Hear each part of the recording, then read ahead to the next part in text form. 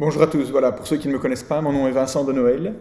Je vous souhaite la bienvenue, un bon début d'année 2021, mes meilleurs vœux. Comme vous voyez, je suis pour le moment chez moi dans mon salon avec un petit peu de regret, évidemment beaucoup de bonheur parce que je suis chez moi. Mais comme nous tous, on a évidemment bien sûr hâte de pouvoir se retrouver très rapidement dans les locaux de l'université pour pouvoir se rencontrer, travailler ensemble et faire du travail efficace. Malheureusement, c'est pas possible vu la situation. C'est pas nous qui choisissons. Mais ceci dit, j'espère qu'on fera du bon boulot. Voilà. Je voulais simplement prendre une petite vue d'ambiance pour vous montrer les conditions dans lesquelles on travaille tous, qui ne sont pas les conditions idéales, qui ne sont pas les conditions dans lesquelles on a l'habitude de travailler. Mais malgré tout, j'espère qu'on fera du bon travail. Voilà, je pense que c'est une des seules fois où vous verrez ma tête et où vous verrez l'environnement dans lequel j'évolue dans le cadre de ce cours, mis à part quelques expériences sur lesquelles vous pourrez travailler un petit peu plus tard. La majeure partie de ce qu'on va faire ensemble, en fait, va être basée sur une annotation sur les dias qui sont disponibles au niveau du cours. Voilà, donc je vais switcher d'appareil et je continue les explications. À tout de suite.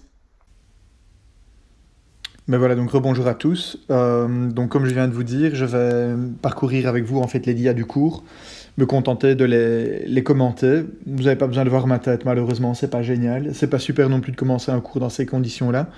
Mais voilà, j'espère que la situation reviendra bien vite à la normale. Au minimum, nous aurons l'occasion, donc comme je le disais tout à l'heure, de nous rencontrer un petit peu chaque semaine. Et si vous avez des questions, ben, je serai là pour les recevoir. Autant en discuter un petit peu du cours de vive voix, ce sera quand même plus sympathique que d'itérer par email. Donc le document que j'utilise ici, vous le voyez, son nom est indiqué là-bas, c'est Analyse 2, Beamer 2021.pdf, et il est disponible sur eCampus. Alors, donc avant de commencer, donc toute une série d'informations générales par rapport au cours. Comme je viens de le dire, les notes de cours sont disponibles sur eCampus et vous trouverez différentes rubriques, notamment les notes de cours. Vous verrez une rubrique avec des routines MATLAB, vous verrez une rubrique avec un petit exercice expérimental quand on fera de la dynamique, etc., etc. A priori, donc le cours est organisé tous les jeudis de 8h30 à 12h30 au second semestre. Donc je vous invite fortement à essayer de conserver cette plage horaire pour consulter les dias.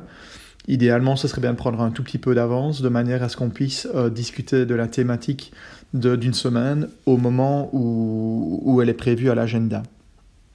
Alors si vous voulez me contacter, cette année vous n'aurez pas beaucoup de chance de me trouver à mon bureau, mais par contre n'hésitez pas à m'envoyer un email et je m'empresserai d'y répondre dès que possible. Alors voilà, les objectifs du cours, vous savez que vous les retrouvez dans les engagements pédagogiques. C'est un cours qui est validé ou crédité à concurrence de 5 ECTS, donc c'est un cours quand même qui est relativement important. Il y a à la fois des exercices en classe et une évaluation orale, un examen oral à la fin de l'année. Donc la partie écrite sera certainement mise en parenthèse. Vu qu'on est en réorganisation, je pense que les informations vous seront communiquées, quoi qu'il en soit, bien avant les examens, parce qu'il faut que vous soyez informés. Mais je pense qu'elles auront lieu comme elles auront lieu l'année dernière, si elles devaient avoir lieu à distance. Il y a quelques bouquins de référence qui viennent, ou quelques documents de référence qui viennent en support de ces dias. Notamment pour la partie vibration, la partie dynamique des structures, un bouquin qui s'appelle Dynamics of Structures, qui est écrit par Clough et Penzine. Il est disponible à la bibliothèque des sciences et techniques au B52. Un autre qui s'appelle Structural Stability, qui a été écrit par Timoshenko dans les années 60. C'est un bouquin un peu plus vieux, mais qui, malgré tout, présente quand même une bonne base de ce que c'est que la stabilité structurelle. Ces deux bouquins-là vont plus loin que ce que je vais couvrir simplement comme information dans le cadre du cours. C'est des bouquins qui font chacun 300-400 pages. Donc n'hésitez pas à les consulter, bien sûr, si plus tard, pas nécessairement dans le cadre du cours, mais plus tard dans votre vie professionnelle, vous avez besoin d'informations supplémentaires sur la dynamique des structures ou la stabilité, n'hésitez pas à les consulter. Voilà, et alors j'ai écrit en plus des notes de cours, vous les retrouverez, donc c'est un petit condensé ou un petit résumé de ce que j'explique ici avec un peu plus de texte, et j'espère que le support pourra vous servir pour bien apprendre et pour vous préparer à appréhender ces différentes théories. Alors le cours est décomposé en différents chapitres. Le premier, il est vraiment à part. En fait, c'est la stabilité structurelle. On va continuer ce qu'on a fait en fait sur la même optique que ce qu'on a fait au premier quadrimestre avec le cours d'analyse des structures 1, où l'optique, ça va être d'analyser la stabilité des structures et déterminer des charges au-delà desquelles on n'est plus capable de monter, sinon on a un problème de stabilité, ce qu'on appelle stabilité critique. On le verra prochainement. Dans ce cas-là, donc, je disais, on va continuer un petit peu dans la même optique qu'au premier quadri, parce qu'on va calculer à la main la réponse de la structure, donc c'est ces multiplicateurs critiques. Dans la suite, ce sera un petit peu plus compliqué. Vous verrez qu'on aura toujours la possibilité de faire des choses à la main quand on aura la possibilité de développer des modèles continus. Ça viendra tout à la fin du cours. Mais en fait, ce qui se passe, c'est que dès qu'on étudie la dynamique des structures, en fait, on se rend compte qu'on a des équations qui sont un petit peu plus compliquées. Et si elles sont plus compliquées, quasiment inévitablement, on a besoin de passer par des systèmes ou des intégrateurs temporels ou des intégrateurs numériques. Et donc, vous allez voir que malheureusement, ici, on aura besoin de faire beaucoup de choses numériquement, ce qui n'est peut-être pas un problème, parce que ça va nous donner plus de possibilités ou plus de puissance. Mais par contre, on a moins la possibilité de compréhension, parce que les solutions analytiques sont plus difficiles à obtenir. Vous allez voir aussi qu'on aura des mathématiques qui sont un petit peu plus ardues ou un peu plus avancées que simplement des équations algébriques. Et la troisième partie, elle sera essentiellement couverte avec Monsieur Rigaud, qui va donc vous parler des plaques. J'aurai juste une petite intervention dans cette partie-là de la théorie, et elle sera relative au calcul plastique des plaques, un petit peu comme on a fait le calcul plastique des structures en ossature au premier quadrimestre, avec des moments plastiques par-ci par-là, et on fera la même chose avec des structures composées de plaques. Donc voilà pour l'outline. Il y a deux thématiques, ou trois thématiques qu'on n'aura pas l'occasion d'aborder dans ce cours. C'est une thématique liée à la dynamique stochastique, qui en réalité donc, va combiner ce qu'on voit ici en termes de dynamique ou de vibration des structures avec le cours que vous avez en parallèle, qui est un cours d'éléments de processus stochastiques. La raison pour laquelle on les combine régulièrement, c'est parce que les structures du génie civil qu'on étudie, quand elles sont soumises à des sollicitations dynamiques, mais généralement il y a vraiment deux contextes importants. Le premier, c'est celui des vibrations humaines et environnementales, et en fait dans ce cas-là, on se rend bien compte que les sollicitations, elles ne sont pas parfaitement déterministes. C'est-à-dire que si vous demandez à un groupe de piétons de marcher sur une passerelle, on n'aura pas deux fois la même sollicitation. Si vous regardez les sollicitations de vent sur un bâtiment, une antenne, une tour ou un tablier de pont, mais d'un jour à l'autre, on n'aura pas les mêmes sollicitations. Donc il est excessivement important de pouvoir prendre en compte la variabilité spatio-temporelle des phénomènes réels. Qui sont des phénomènes naturels ou bien liés à l'activité humaine. Voilà. Donc dans ce cas-là, en fait, le pan de la dynamique stochastique est vraiment un pan très très important. Malheureusement, on n'a pas l'occasion de le couvrir, puisque les deux cours viennent de façon concomitante. Voilà. Donc sachez simplement que ça existe, et pour ceux de nouveau qui veulent aller plus loin, il y a des possibilités, il y a énormément de possibilités, même en termes de recherche et de recherche doctorale. Voilà, et donc pour être complet, le deuxième pan, si ce n'est pas celui des actions naturelles ou créées par l'homme, c'est celui des sollicitations qui sont créées par tout ce qui est répétitif, par exemple par des machines tournantes, ou bien des vibrations qui sont liées à du passage de véhicules qui sont des véhicules calibrés, du passage de trains sur des ponts, voilà. Tout ça, ça crée de la dynamique qu'on va plutôt appeler déterministe, parce qu'elle est plutôt répétitive. Un autre chapitre qu'on n'aura pas l'occasion de couvrir dans le cadre de ce cours-ci, c'est l'analyse sismique des structures. De nouveau, donc, quand on parle d'un tremblement de terre, on parle d'une analyse dynamique, évidemment, puisqu'il y a des effets d'inertie qui sont importants. Et donc tout ceci, c'est pas quelque chose qu'on aura l'occasion de couvrir dans le cadre de ce petit cours à 5 crédits. Par contre, pour les personnes qui sont intéressées, il y a des cours à option qui sont dispensés dans le deuxième bloc, la deuxième année du master. Voilà, et alors finalement, il y a encore un pan de la théorie de l'analyse des structures qu'on ne va pas couvrir du tout, et qui est lié à l'analyse des structures composées de coques. Donc grosso modo, une plaque, on peut considérer que c'est un élément plan qui fonctionne en 2D, un peu comme si c'était un mur de soutènement, si vous voulez, ou bien une dalle de plancher, alors qu'un élément qu'on va appeler structurel de type coque, c'est une plaque, mais qui présente une certaine courbure naturelle. Par exemple, je ne sais pas, un château d'eau, un réservoir ou ce genre de choses. Voilà, alors donc l'agenda que je vous propose est le suivant. Donc on va commencer d'abord par 3 semaines de stabilité. Je vais vous développer la première semaine les bases de la théorie. On commencera à partir de la semaine prochaine à faire des exercices. Et puis à partir de la semaine suivante, on va continuer de faire encore des exercices de stabilité. Et puis on commencera tout doucement les méthodes numériques dans la théorie de dynamique, que l'on continuera d'ailleurs la semaine suivante. Parce que la semaine suivante, on aura une interro de stabilité qui va durer uniquement 2 heures, et puis on continuera encore à avoir un petit peu de méthode numérique en dynamique. Voilà, je ne vais pas détailler tout le programme, vous l'avez ici sous les yeux. On a grosso modo de la dynamique jusqu'au début avril, et puis après ça, on aura des plaques. Des plaques. Et il y a juste un dernier cours de dynamique qui a été ajouté ici en dessous. C'est un programme prévisionnel, comme je l'ai indiqué là au-dessus. Il est possible qu'il remonte un petit peu plus haut en fonction de l'agenda de M. Rigaud, qui commencerait sinon la théorie des plaques le 8 du 4. D'accord ? Donc la fin de l'agenda pourrait éventuellement être vue un petit peu, mais globalement, voilà comment ça va se combiner. Alors, j'ai une longue introduction pour vous expliquer pourquoi on fait de la stabilité des structures et pourquoi on fait la dynamique des structures et pour essayer de coordonner un petit peu tout ça par rapport à ce que vous connaissez déjà de l'analyse des structures ou à la suite de votre cours d'analyse des structures 1. Alors, donc ce qu'on pourrait commencer par se poser comme question, c'est par exemple celui d'une poutre encastrée libre avec une charge qui est appliquée à l'extrémité de la poutre et avec une petite excentricité que je note ici L0. Alors bon, si on vous demande d'analyser cette structure-là, qu'est-ce que vous avez comme réflexe ? Je vous laisse réfléchir une seconde. Bien sûr, c'est d'abord de regarder si elle est isostatique ou hyperstatique. Dans ce cas-ci, on va conclure qu'elle est isostatique.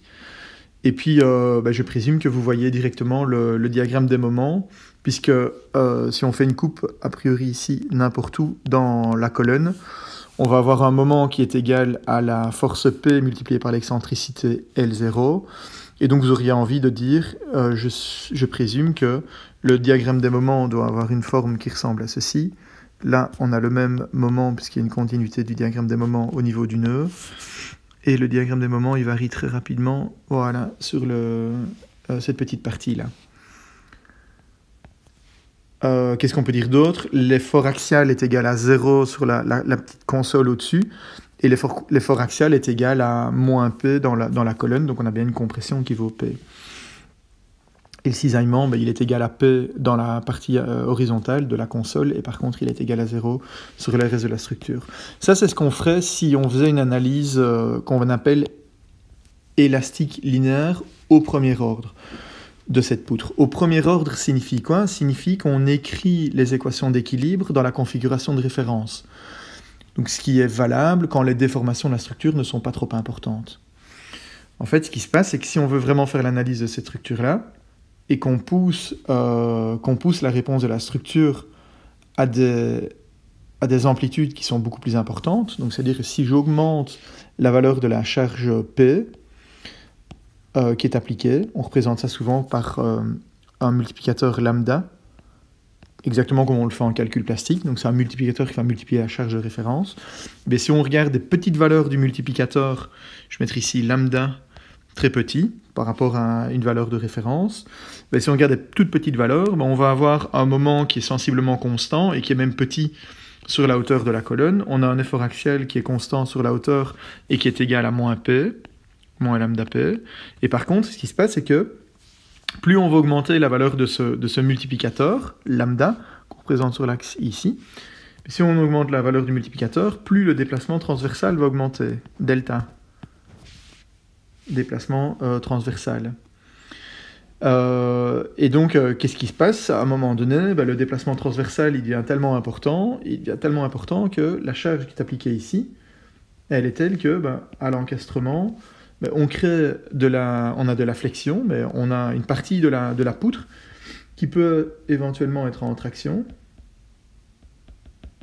et une autre qui peut éventuellement être en compression. Alors pourquoi est-ce qu'une partie est en traction ? Parce que on se trouve en dessous de la tangente horizontale, et donc si on fait une coupe dans la structure et qu'elle est déformée avec cette configuration-là, donc si je fais une coupe, là, on a l'effort lambda P, si je dois extérioriser ici un effort axial, N, T et M, ben, on voit bien que si on respectait l'équilibre, le N et le T doivent être positifs. Et donc, a fortiori, la poutre est en traction. En revanche, si on écrit l'équilibre sur la partie gauche, donc avant la tangente horizontale, donc sur cette zone-là, on va bel et bien trouver qu'on a la compression.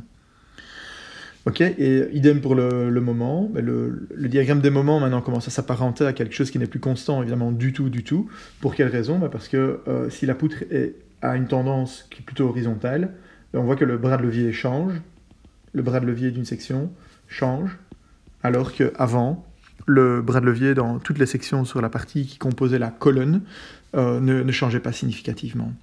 Alors ce que vous voyez là au-dessus, c'est le déplacement horizontal et le déplacement vertical du point qui se trouve juste en dessous de la charge appliquée, donc de ce point que je viens de dessiner là-bas, en fonction du multiplicateur. Ok, et alors les petits snapshots A, B, C sont les snapshots qui correspondent à des niveaux de charge. Donc le B, c'est le niveau de charge qui se trouve là-bas. Le A, c'est le niveau de charge qui se trouve ici. Et vous voyez donc à chaque fois les configurations qui y correspondent. Il ne se passe rien de super intéressant, en fait, surtout quand on regarde le problème à cette échelle-là, lorsque la charge appliquée lambda est relativement petite. Donc c'est-à-dire que si j'étais capable de zoomer dans ce qui se passe dans cette zone-là, eh bien qu'est-ce que je verrais? Je verrais simplement que le déplacement vertical, le déplacement horizontal en rouge correspond simplement au déplacement horizontal et il augmente linéairement. Donc si je regarde le delta H en fonction du multiplicateur, que je zoome et je restretch simplement ce qui se passe dans cette zone-là, eh bien c'est linéaire. C'est ce qu'on va appeler la réponse linéaire ou le comportement linéaire de la structure. Élastique linéaire au premier ordre, comme je le disais. Et donc en fait, ce qui va se passer ensuite n'apparaît que quand les déplacements commencent à être importants. Donc important, qu'est-ce que je veux dire par important? Bon, on aura l'occasion de le quantifier plus tard.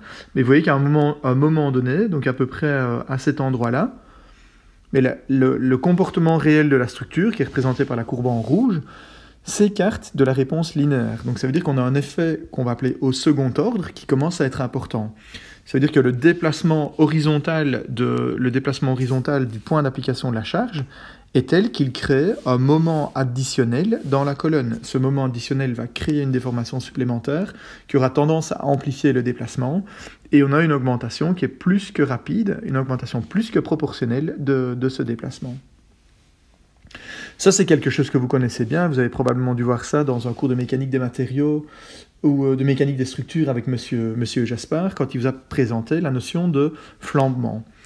Et effectivement, pour une poutre comme celle-là, on peut calculer ce qu'on va appeler une charge critique de flambement. Je vais la noter ici, lambda critique, comme le multiplicateur critique, et qui correspond donc à une instabilité de la colonne.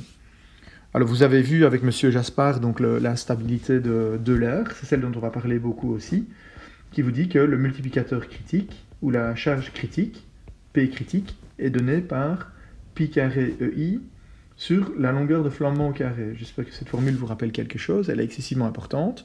Et il a dû vous rappeler aussi ou vous expliquer que la longueur de flambement pour une poutre qui est une poutre encastrée libre, okay, donc si le petit L0 était vraiment petit, donc négligeable, on retrouverait une charge critique qui est telle que la longueur de flambement est égale à 2 fois la longueur de la barre. Alors si ici la longueur de la barre, je la note petit l, la longueur de la barre elle est égale à 1 mètre,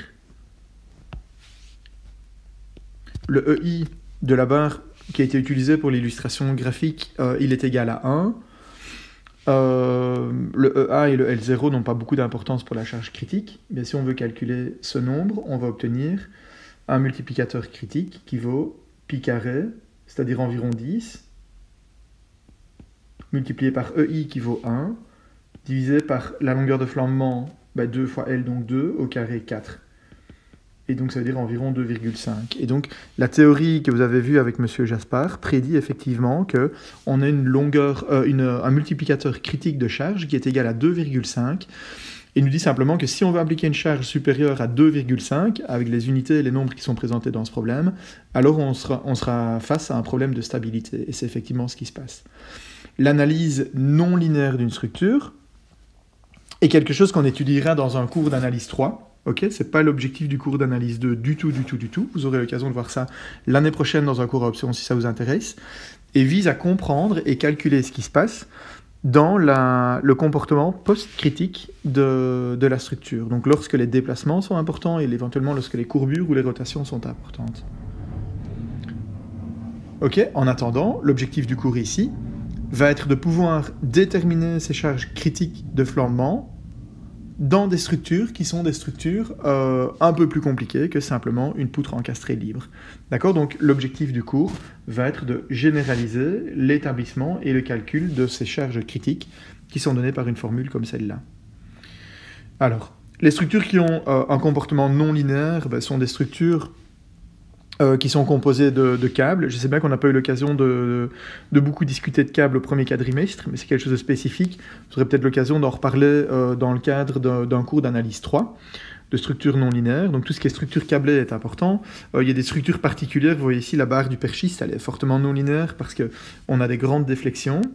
Les ponts suspendus ont un comportement qui est partiellement non linéaire à cause du câble de suspension principale, et les structures qu'on appelle les structures de tenségrité sont aussi des structures qu'on utilise tout doucement, en tout cas dans le domaine du génie civil, et qui présentent une certaine forme de non-linéarité à cause de leur grande déformabilité. Donc, je fais juste une introduction un petit peu plus longue sur le comportement non linéaire des structures. Le cadre de Lie, c'est un benchmark qui est bien connu, qu'on aura l'occasion d'analyser plus en détail dans un cours d'analyse 3, si vous êtes intéressé, comme je le disais. Et par exemple, on pourrait se tracasser au déplacement vertical sous la charge appliquée. Donc, quelle est la valeur du déplacement delta ici sous l'effet de cette charge-là. Et donc, de nouveau, je peux poser la même question. Si vous deviez analyser cette structure-là, qu'est-ce que vous feriez? Avec les outils que vous avez aujourd'hui, vous pourriez faire une analyse élastique linéaire au premier ordre. Ça veut dire utiliser la méthode des déplacements ou des rotations. On a une structure qui est une fois hyperstatique ici. Et donc, vous pourriez, sur base d'une analyse simple, ou je vais caractériser comme simple, en supposant que vous maîtrisez bien l'analyse 1, vous pourriez déterminer les efforts dans cette structure. Et donc pour ce type de structure-là, c'est la même chose. On pourrait faire l'analyse complète. Je vous montre le résultat ici. Si on veut faire l'analyse complète de la structure, on retrouve de nouveau les mêmes petits snapshots que ceux qu'on a discutés tout à l'heure. Vous voyez A, B, C, etc. qui correspondent à des niveaux de sollicitation. Voilà, le niveau 1, il est là. Le niveau B, il est juste un peu plus haut. Le niveau C, il est intéressant, vous voyez, parce qu'on passe par un maximum. Le niveau D, on est un petit peu plus loin et on a un niveau de charge plus petit. Au niveau E, c'est intéressant aussi, parce qu'on est revenu à un niveau de charge qui vaut quasiment 0. Et puis le niveau F, on a un niveau de sollicitation qui est très important. Donc ça veut dire quoi? Ça veut dire que si on regarde le tout dernier niveau, par exemple F, mais là, on a une force... On a une force F appliquée qui est relativement importante. Ah oui, sauf qu'elle n'est pas appliquée là, elle est appliquée légèrement à côté. Voilà, ici. Dans le niveau A, on a une toute petite force. Elle augmente progressivement au niveau B, etc. etc. En fait, donc, qu'est-ce qu'on voit dans la réponse non linéaire complète d'une structure comme celle-là? Vous voyez que les courbes qui sont là-bas, ce sont des courbes calculées. Donc la courbe bleue et la courbe rouge, ce sont réellement des courbes qui ont été calculées et pas des courbes qui ont été tracées à la main. On est bien d'accord. Alors bon, c'est un peu compliqué à calculer, donc ça je vous le réserve pour l'année prochaine. On est obligé d'utiliser des méthodes numériques pour y arriver. Toujours est-il qu'on peut les calculer. Qu'est-ce qu'on voit? On voit que, de nouveau, on a un comportement qui est fort similaire. Et c'est surtout ça que je voulais illustrer avec vous. On a un comportement qui est fort similaire à ce qu'on avait tout à l'heure dans le cas du poteau encastré libre. C'est qu'on dirait qu'il y a une existence d'une charge. Je vais l'appeler lambda flambant, qui correspond à... lambda flambant qui correspond à un multiplicateur critique ou un multiplicateur des charges appliquées au-delà duquel on ne peut pas passer. Et en fait, ce qu'il y a, c'est que vous voyez qu'à partir de là, la structure, à partir du point C par exemple, la structure commence à avoir des déplacements qui sont vraiment importants et elle a un comportement qui devient, je dirais, un peu fou, voire même dont on pourrait questionner complètement l'utilité dans le domaine du génie civil. Si par exemple, au niveau du point E, vous voyez que la structure est en équilibre sans aucune charge appliquée.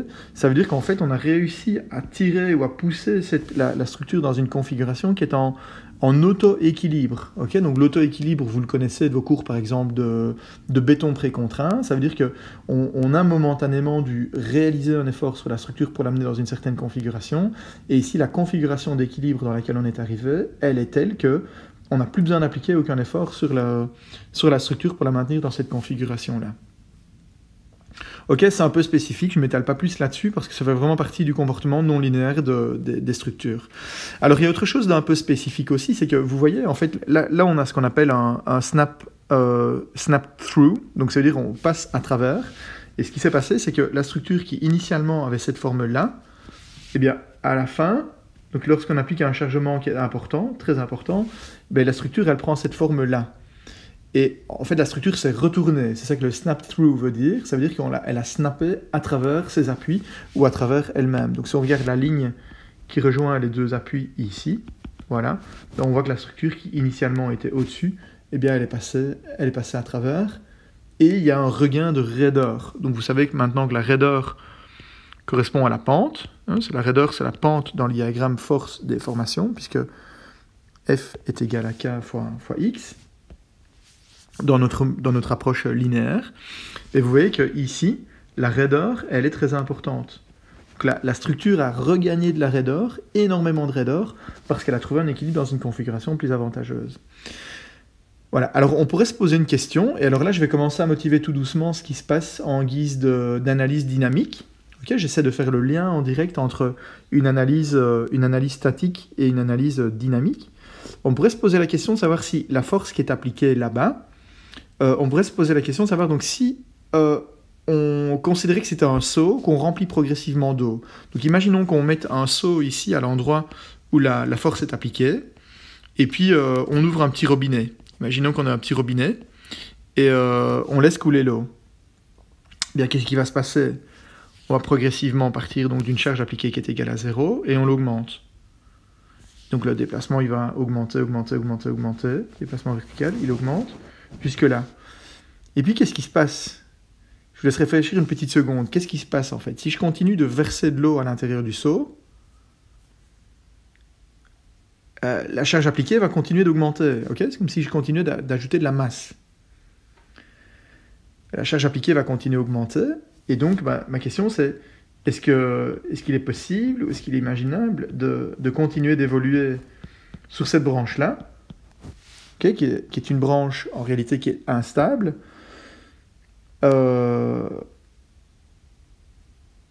sachant qu'en fait, elle n'est accessible que si on s'autorise à réduire la sollicitation appliquée. Okay, la réponse, évidemment, elle est non. Et ce qui va se passer si on continue d'augmenter la sollicitation, la seule possibilité, c'est d'avoir un jump vers un autre état d'équilibre, qui est cet état d'équilibre-là.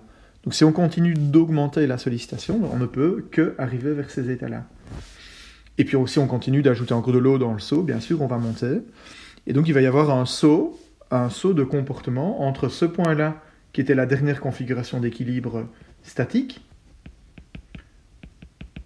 vers une autre configuration d'équilibre statique. Et entre les deux, donc au moment où on a ajouté la petite gouttelette d'eau suffisante qui va faire en sorte qu'on est capable de passer du point de gauche au point de droite, qu'est-ce qui va se passer? On n'est plus en équilibre statique. On va observer un équilibre qui est un équilibre dynamique.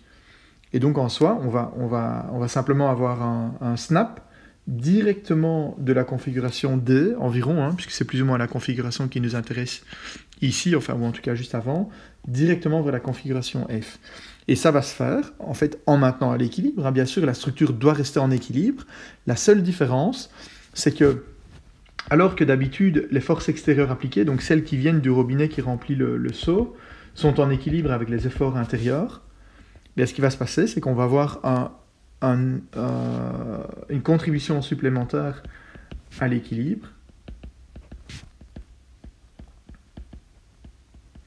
et qui va simplement s'écrire comme ceci. Donc les forces extérieures appliquées sont en équilibre avec les efforts intérieurs et les efforts d'inertie dans la structure.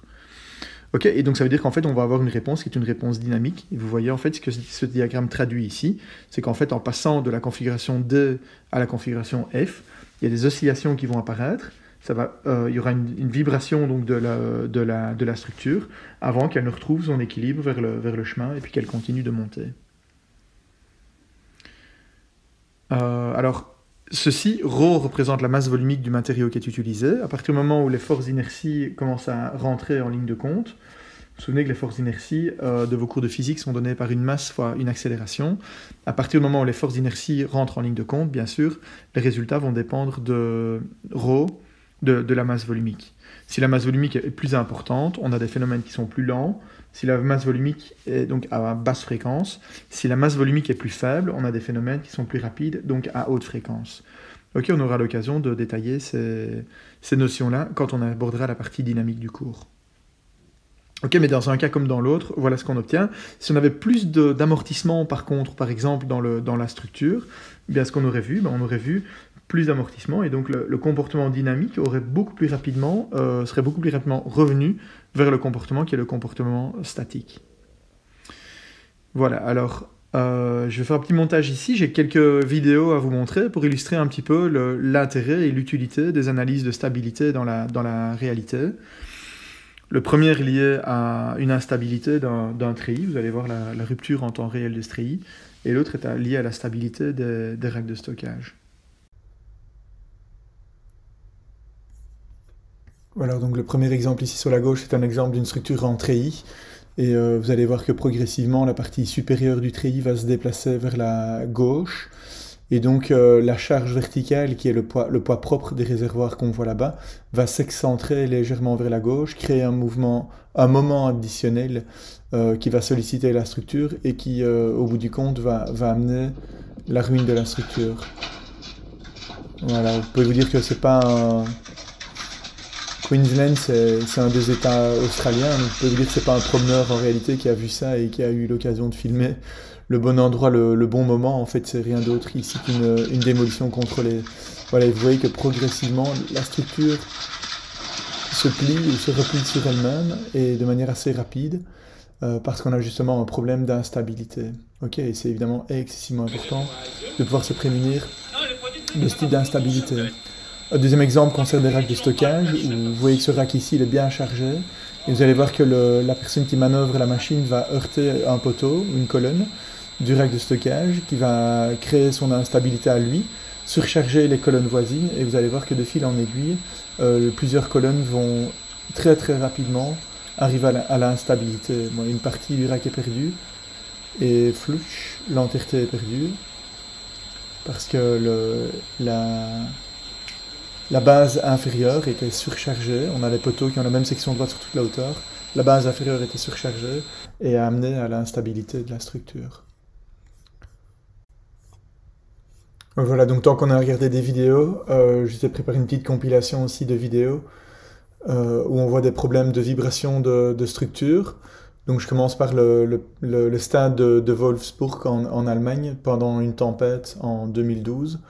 En fait, ce qu'on a vu, c'est qu'il y a eu une vibration relativement importante et de grande amplitude de la toiture du stade. Évidemment, ça, ce sont des problèmes qu'on doit être capable d'anticiper. De toute évidence, quand on voit des vibrations avec une telle ampleur, on se pose beaucoup de questions, on se tracasse, on consulte souvent très rapidement des spécialistes en dynamique pour avoir leur avis. Et puis on procède à des vérifications pour savoir s'il y a eu des problèmes de la fatigue importante ou des endommagements importants au niveau du matériau. Ok, donc voilà un premier exemple de vibration. C'est des vibrations qui sont dues au vent et dues à ce qu'on appelle la turbulence du vent. Alors un deuxième exemple, c'est celui d'un pont à Dubrovnik, février 2005. Ouais, c'est ce qu'on appelle les vibrations, donc qui sont dues à l'action combinée du vent et de la pluie. En anglais, on appelle ça rain-wind induced vibrations. Vous voyez qu'on a des vibrations d'amplitude très très importantes au niveau des haubans. La seule chose en fait qui limite l'amplitude de la vibration, c'est la non-linéarité dans le comportement du câble. Et donc on a des amplitudes qui peuvent aller jusqu'à 1 mètre, voire même parfois plus. et il est possible d'entendre les câbles qui s'entrechoquent. Ici on a un pont avec une double nappe de haubans. Les câbles vibrent essentiellement dans leur plan vertical, donc ne s'entrechoquent pas avec la nappe voisine, mais par contre peuvent s'entrechoquer avec le hauban voisin. Ça, c'est un problème de vibration qui a été révélé dans les années 80 avec la construction de câbles de plus en plus élancés. Alors ça ne touche pas que les pays étrangers. Je vous montre ici une vidéo qui a été prise l'année dernière sur le pont de Wandre à Herstal, à proximité de Liège. Vous voyez qu'on a le même type de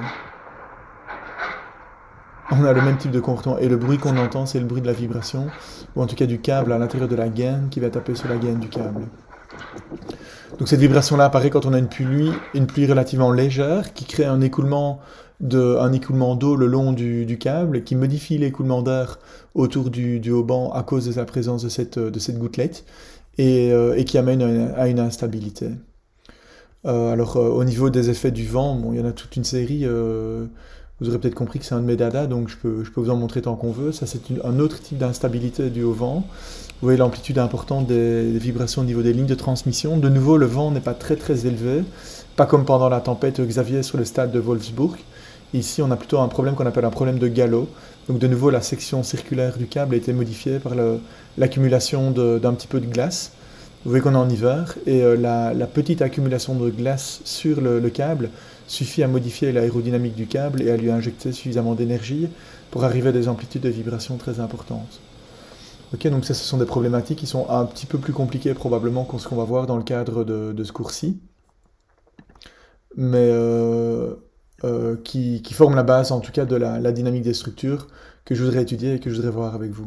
Ceux parmi vous qui auront la chance d'approfondir les effets dynamiques du vent sur les structures auront l'occasion de comprendre un petit peu plus en détail comment tout ça fonctionne. Alors, vous voyez ici, ce sont des vibrations qui ont été filmées sur un pont en construction. Je pense que c'est en Amérique latine, le pays, je ne saurais plus le dire.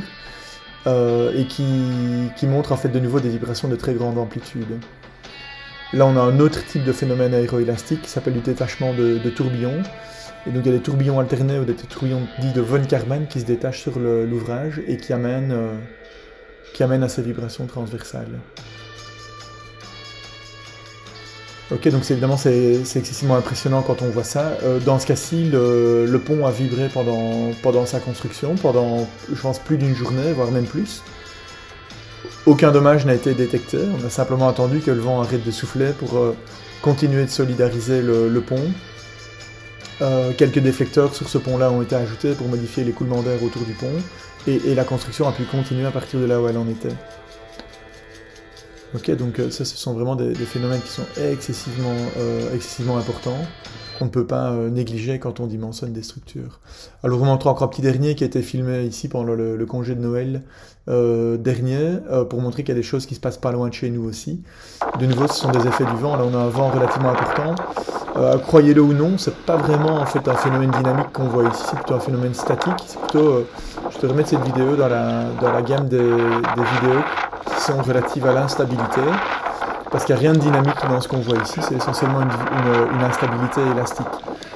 Et en fait, on a l'impression que ça vibre dans un sens et puis dans l'autre, parce que on voit des déplacements alternés, mais vous voyez que les déplacements ne sont pas réguliers, et ceci démontre qu'en fait, c'est pas vraiment un problème dynamique, mais c'est plutôt un phénomène d'instabilité. Le vent vient de droite, on le voit, hein, puisque avec la rubalise ici est poussée énormément vers la gauche, pareil pour les sapins, et c'est une instabilité d'une plaque plane qui s'appelle de la divergence aéroélastique. Alors, bon, voilà des exemples, il y en a encore d'autres. Je pense que j'ai d'autres exemples encore de vibrations à vous montrer. Il y en a un, c'est le stade de Francfort pendant un match de foot. Donc un autre pan bien connu de la dynamique des structures du génie civil concerne l'appréhension de toutes les vibrations qui sont causées par l'activité humaine. Et donc ici, en l'occurrence, je ne sais pas si on peut parler encore d'activité humaine ou d'activité bestiale, mais ceux qui parmi vous ont déjà assisté à un match de foot avec une ambiance comme celle-là doivent probablement s'y retrouver. Et en l'occurrence ici, vous voyez qu'au stade de Francfort, la tribune se met à vibrer énormément avec des amplitudes importantes. Dans ce cas-là, ça n'inquiète pas beaucoup les gens, hein. Je ne sais pas si le niveau d'ébriété est déjà suffisant pour passer au-delà de ce genre de détails. Mais de nouveau, c'est une chose importante, et quand on dimensionne une toiture ou une tribune, on doit absolument s'assurer qu'il n'y ait pas de problème de vibration qui puisse apparaître sous l'effet de piétons. Bah, c'est pareil aussi pour les passerelles. J'en ai une ici qui est un petit peu exceptionnelle. C'est une passerelle qui s'appelle la passerelle ou le pont résonnant, parce que vous allez voir, la vidéo est très longue, mais je vais l'accélérer. On va voir qu'il y a beaucoup de modes de vibration. Voilà, oui, quand les personnes marchent, on doit s'assurer évidemment quand on dimensionne une passerelle de ne pas avoir de problème de stabilité comme celui-là. On a différents modes qui sont excités. De toute évidence, ici, c'est un confrère qui étudie avec ses étudiants aussi la dynamique des structures. Vous voyez que la passerelle est une passerelle suspendue, hein, donc vous verrez pour ceux qui prendront le cours de pont l'année prochaine que les ponts suspendus sont des ponts qui sont typiquement très souples. Et donc, ils ont un nombre significatif de modes propres ou de fréquences propres assez basses que l'on peut exciter, dans ce cas-ci, quand la passerelle n'est pas trop lourde, par une activité humaine. Voilà, on passe sur un mode encore à plus haute fréquence. Le mode numéro 3. Et bon, voilà, ici, c'est une vidéo complète. Ils se sont amusés à exciter des modes à plus haute fréquence. Plus on va haut dans les modes, et plus la longueur d'onde est courte. Et plus la fréquence est élevée. Vous voyez qu'on doit sauter de plus en plus rapidement. Je sais pas si je vais aller... Voilà un mode de torsion par exemple, premier mode de torsion. Je pense pas que je vais aller jusqu'au bout, hein. Il n'y a pas de grand succès, de toute façon vous allez voir que la passerelle ne casse pas. Là on avait un mode de vibration transversale. Voilà, vu d'un peu plus loin, le mode de vibration verticale. Tout ça est assez impressionnant évidemment quand on peut l'observer. Ok. Alors, et finalement la dernière, c'est une petite vidéo qui a été prise l'année dernière lors d'une visite dans un laboratoire à Palerme.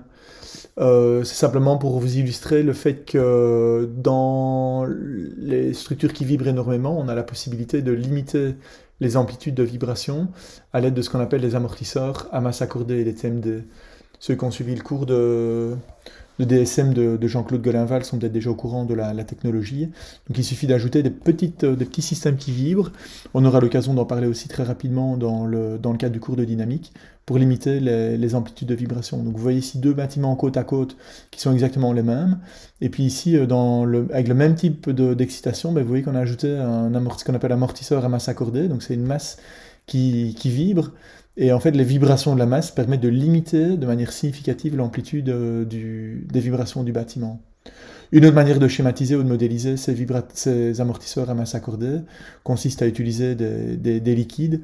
Ici, on a ce qu'on appelle en anglais un tuned liquid column damper, un amortisseur avec un liquide dans des colonnes qui permet de faire un effet relativement similaire. Donc le mouvement de masse d'une colonne à l'autre et le transfert. Et un ajustement correct permet de faire en sorte que la vibration du bâtiment reste d'amplitude limitée. Voilà pour les vidéos.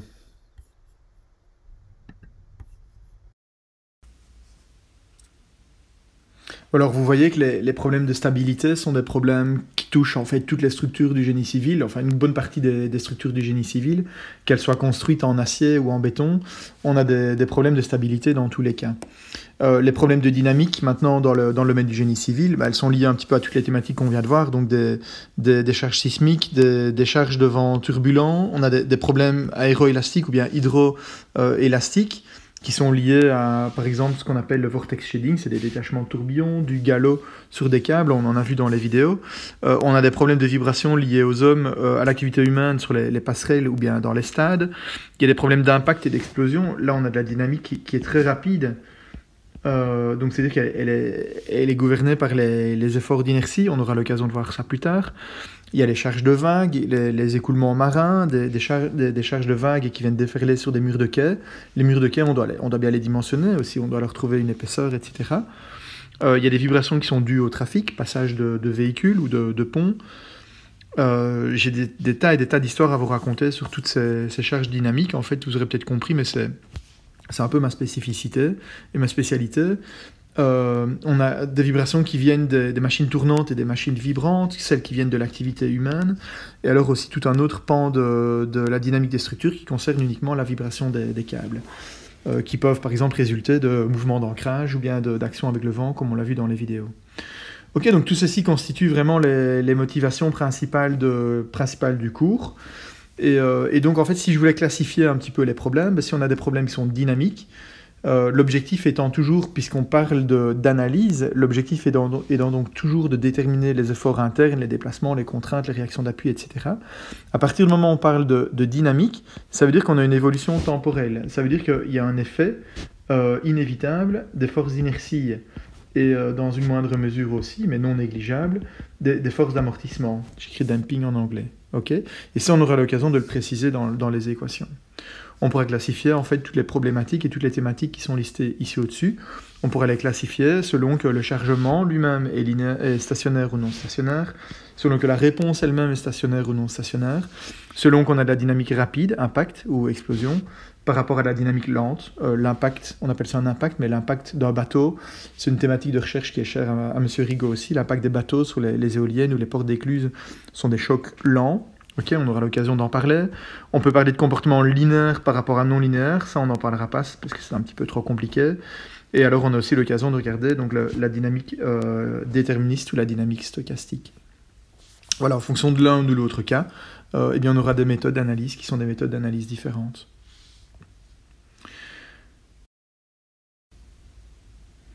Alors pour essayer de mieux mettre en musique et mieux mettre ensemble en fait tout ce que je viens d'expliquer, donc en termes de 1, analyse élastique au premier ordre, analyse au premier ordre, en termes d'analyse au second ordre, donc c'est-à-dire celle qui va nous permettre de faire apparaître des multiplicateurs critiques ou des charges critiques. Okay, second ordre signifie que la déformation de la structure va engendrer une sollicitation supérieure. Et en termes donc d'analyse dynamique,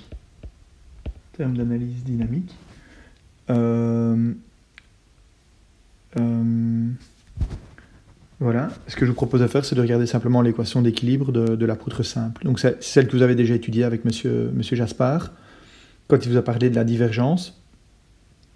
De l'instabilité par divergence, il avait combiné l'analyse élastique premier ordre et second ordre. En fait, on ne les combine pas du tout, on écrit soit l'un, soit l'autre.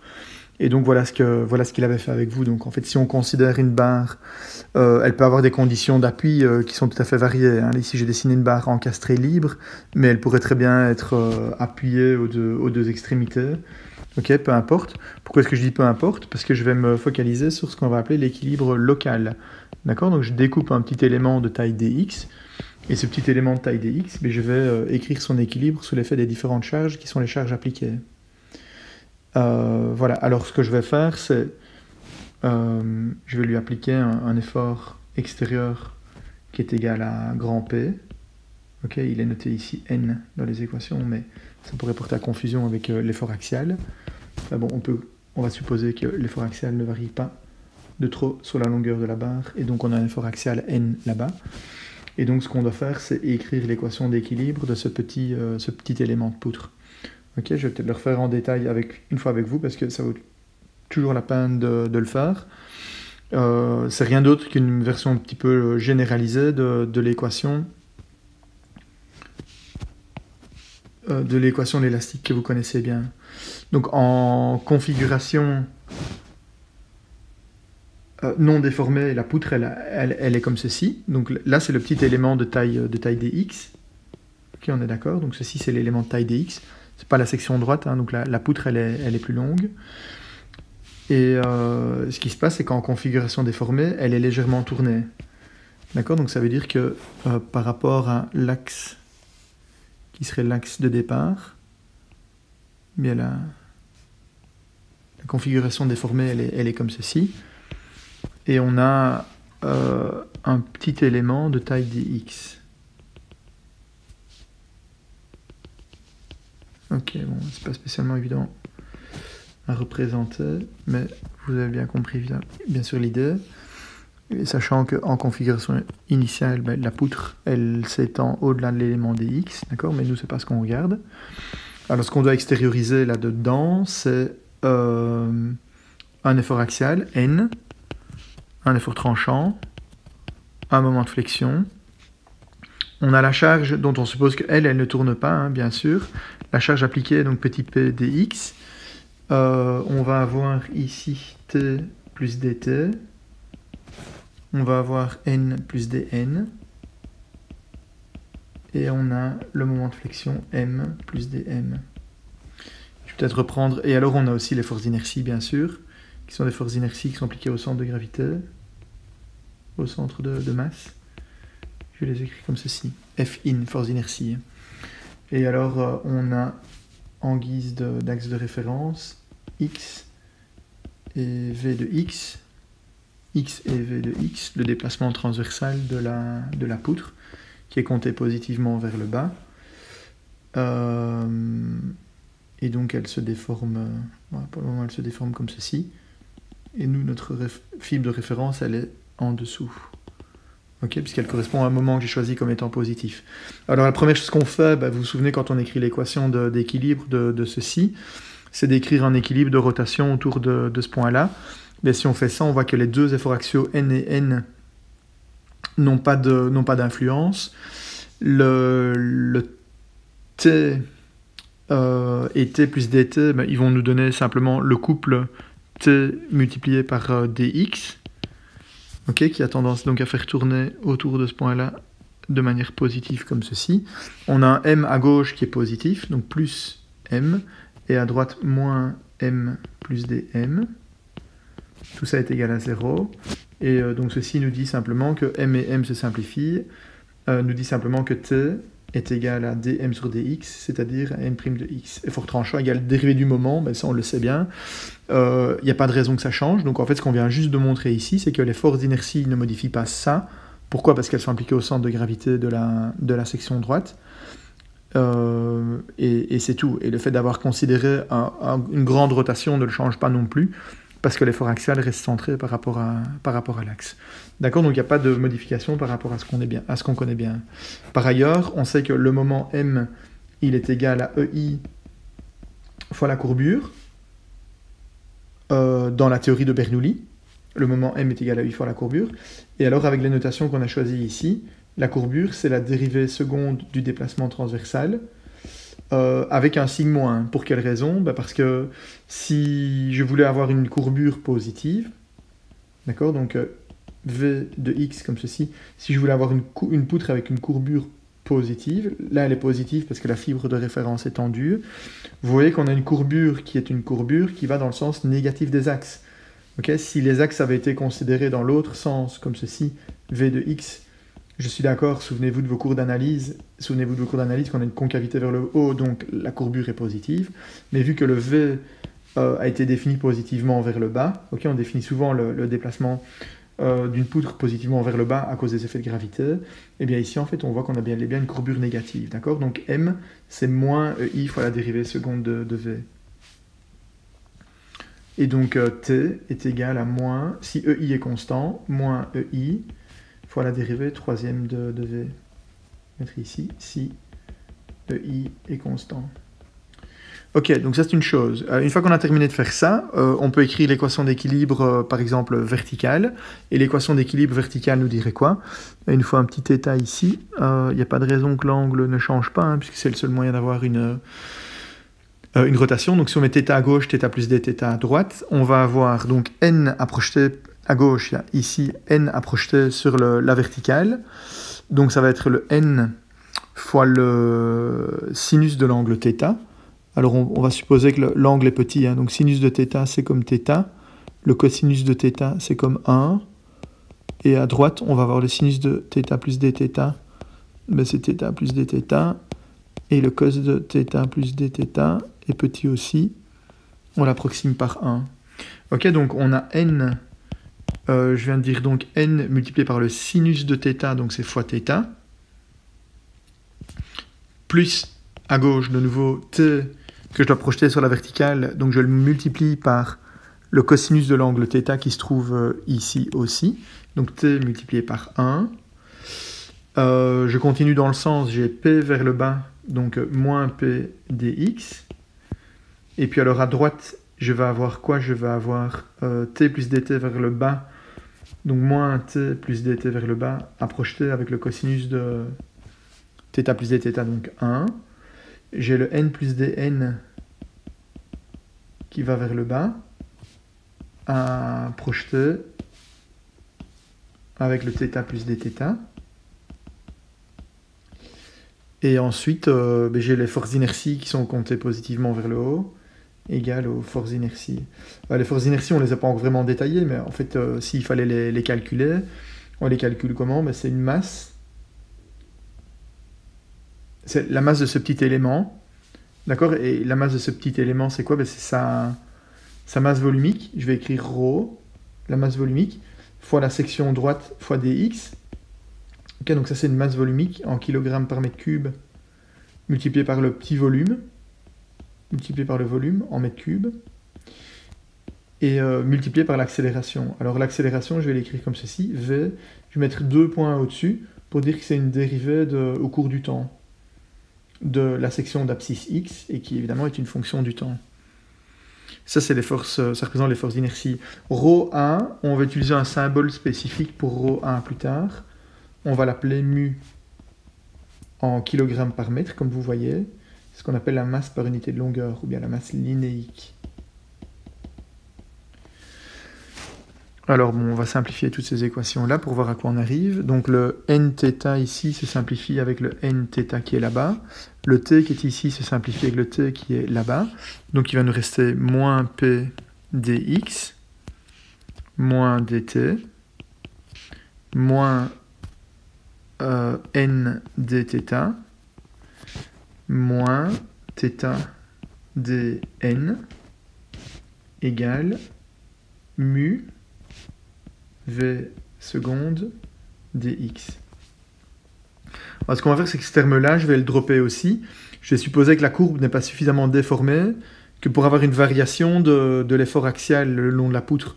Et donc le n qui est là-bas correspond en réalité au n qui est la sollicitation appliquée à l'extrémité de la poutre dans ce cas-ci. Donc si on divise tout maintenant par dx, qu'est-ce qu'on va avoir? On va avoir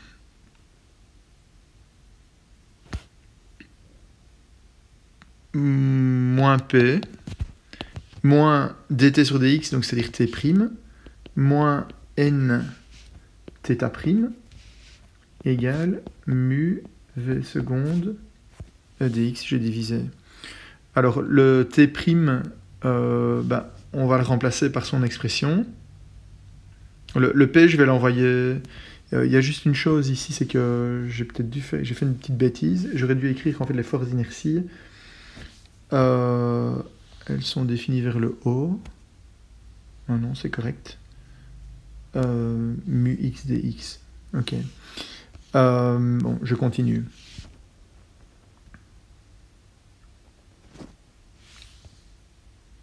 Ah oui, non, la petite bêtise que j'ai faite, c'était pas égal aux forces d'inertie. Excusez-moi, vous auriez pu me corriger. Je n'aurais rien entendu tout de suite. Là, j'étais en train de compter positivement vers le haut. J'étais en train de compter positivement vers le haut. Donc en fait, je devais faire plus les forces d'inertie ici. Et là, j'ai dit égal aux forces d'inertie. Donc en fait, c'est égal à moins les forces d'inertie, puisque c'était plus les forces d'inertie égale 0. Je suppose que vous l'aurez remarqué. Donc là, je dois avoir un moins. Alors le P, je vais le ramener au membre de droite. Et le mu V seconde, je vais le ramener au membre de gauche. Donc on a mu V seconde, moins T', mais T, comme on le voit ici, c'est moins EI fois la dérivée troisième de V. D'accord? Donc moins T', ça va nous faire plus EI fois la dérivée quatrième de V. Donc vous voyez, j'utilise des apostrophes pour marquer une dérivée par rapport à X. Et j'utilise des points pour indiquer une dérivée par rapport au temps. Ensuite, on va avoir moins n θ' égale au P qui vient du membre de gauche. Alors, il y a juste encore un petit détail, c'est le θ'. Mais θ, c'est quoi? C'est la pente. Mais ça, je ne l'ai pas dit. Mais si on regarde une section droite ici, la pente, c'est ce que j'ai appelé θ. Quand on a des petits déplacements, la pente θ, c'est dv sur dx. D'accord? Donc c'est v'. Et donc le θ seconde qui apparaît dans l'équation qui m'intéresse ici, en fait, c'est rien d'autre que V seconde. θ', c'est rien d'autre que V seconde. Ok, alors donc qu'est-ce qu'on voit? Et c'était ça l'objectif donc de ce petit exercice. Qu'est-ce qu'on voit apparaître là-bas? On voit apparaître ce qu'on connaît, c'est l'équation de l'élastique. Ok, c'est celle qui gouverne en fait la déformation statique d'une poutre et qui écrit l'équilibre entre les efforts intérieurs et les efforts extérieurs. Ok, donc EI dérivée quatrième de V, vous vous souvenez, ça correspond à la dérivée de l'effort tranchant. Donc ça veut dire que c'est par unité de longueur, c'est une projection sur la direction transversale à l'axe de la poutre des efforts qui sont à l'intérieur de la poutre. Et cette projection-là, elle est en équilibre avec les efforts extérieurs appliqués P. Et bien en fait, qu'est-ce qu'on a? Si on ajoute des effets dynamiques, on a des efforts d'inertie en plus à ajouter. Et si on décide de travailler au second ordre, eh bien en fait on a des efforts qu'on va appeler des efforts de second ordre qui proviennent du fait qu'on a écrit l'équation d'équilibre dans la configuration déformée de la poutre. Et donc en fait on fait quoi avec ceci? On vient simplement de généraliser ce qu'on connaît, et donc ça veut dire qu'au lieu de résoudre les équations qui sont simples et qui correspondraient à dire effort intérieur égale à effort extérieur, qui sont celles qu'on étudiait dans le cadre d'analyse des structures 1, analyse 1, bien, ce qu'on va faire dans le cadre de ce cours-ci, c'est regarder l'étude, ou étudier en tout cas l'effet de ces termes complémentaires. Ça va faire partie de l'objet stabilité du cours. Et on va regarder en plus de ça l'effet d'inertie. Et là, ce sera l'option 2 du cours qu'on va appeler la partie dynamique. Alors on les dissocie, on ne les regarde pas ensemble, parce que voilà, les problèmes où généralement on a à la fois de la stabilité et à la fois de la dynamique sont plutôt rares. Donc on va juste regarder en fait d'une part l'ajout des termes dynamiques, ou d'autre part l'ajout des termes de stabilité. Voilà, c'est tout ce qui est résumé sur la dia qui se trouve ici au-dessus. C'était peut-être un petit peu compact comme info sur la dia pour y arriver, mais en soi vous retrouvez exactement les mêmes informations. Ok, et donc on retrouve comme cas particulier, le cas particulier statique, c'est celui qu'on obtient en supprimant les termes dynamiques. Donc si je supprime le terme dynamique ici, on récupère uniquement la solution statique. Si en plus de ça, on supprime le terme non linéaire, on récupère l'équation de l'élastique que vous connaissez bien. Et par contre, si dès le départ, au lieu de supprimer la dynamique, on supprime les effets de second ordre, eh bien on récupère une solution que vous connaissez aussi, qui est qu'on va apprendre à connaître ensemble, qui est l'équation de la dynamique, celle-là. Ok, alors ce que je viens de développer maintenant est tout à fait général. Je vous ai dit, ça peut être une poutre encastrée, ça peut être une poutre sur 2 appuis, peu importe. Et pourquoi est-ce que c'est général? Parce que je me suis basé sur un équilibre local. C'est-à-dire que j'ai regardé localement l'équilibre de la poutre, et c'est ça qui m'a permis d'écrire son équation constitutive. Je sais bien que quand vous aviez étudié le problème avec Monsieur Jaspard, vous aviez utilisé une autre formulation qui se basait plutôt sur d'un équilibre global. C'est une méthode qui est tout à fait alternative et qui donne exactement les mêmes résultats. Ces deux-là, vous les maîtrisez bien, vous les connaissez bien. La méthode d'équilibre global, c'est celle qu'on obtient quand on calcule d'abord les réactions d'appui et qu'on écrit les équations d'équilibre globalement. Ok, c'est une manière de fonctionner. Le problème, c'est que si ça fonctionne, mais uniquement pour des petites structures simples, comme une poutre sur 2 appuis. Ok, donc ça ne va pas nous aider à aller beaucoup plus loin. Par contre, quand on a des structures qui sont plus compliquées, eh bien on va devoir passer par des considérations de conservation d'énergie, et c'est ça qui va nous permettre de traduire l'équilibre d'une structure. Ok, donc on a 3 méthodes différentes pour écrire l'équilibre d'une structure. On va passer à travers ces 3 différentes méthodes pour être sûr que vous les maîtrisez bien. C'est surtout sur la 3e que je vais passer le plus de temps, parce que c'est la plus importante, et c'est elle qui va nous permettre de prendre en compte les effets de stabilité ou les effets de second ordre, d'accord? Mais il faut bien savoir déjà à l'instant que ces 3 méthodes-là sont 3 méthodes équivalentes. Alors, il y a des choses qui sont un peu plus compliquées, hein, fatalement. À partir du moment où vous voyez qu'on a ajouté de la dynamique, on n'a plus une équation, c'est le premier constat, on n'a plus une équation avec des dérivées uniquement par rapport à x. On a une équation qui est devenue une équation dérivée partielle. On a à la fois des dérivées par rapport à x et des dérivées par rapport au temps. Et c'est ça qui rend en fait l'approche dynamique un petit peu plus compliquée. Ok, mais c'est pas dramatique. Ici, on est dans la théorie de la la mécanique des structures. Vous savez que le deuxième pan de la mécanique qui est importante dans le domaine du génie civil, c'est la mécanique des fluides. Et dans la mécanique des fluides, vous êtes capable aussi de développer des méthodes qui permettent de résoudre des problèmes d'écoulement. D'accord ? Donc des dérivés par rapport au temps et à l'espace, on en a autant dans les fluides que dans les structures. Et dans les deux cas, on est capable de les prendre en compte. C'est juste que les méthodes sont un peu différentes. Ok, donc notre équation de dérivée partielle, on va essayer de trouver des méthodes un petit peu plus tard. Je passe ceci, j'en discuterai plus tard pour les résoudre. Voilà, donc ceci clôture la longue introduction que je voulais vous faire. On est plus ou moins prêt sur base de ça à attaquer donc dans un premier temps l'analyse de stabilité des structures.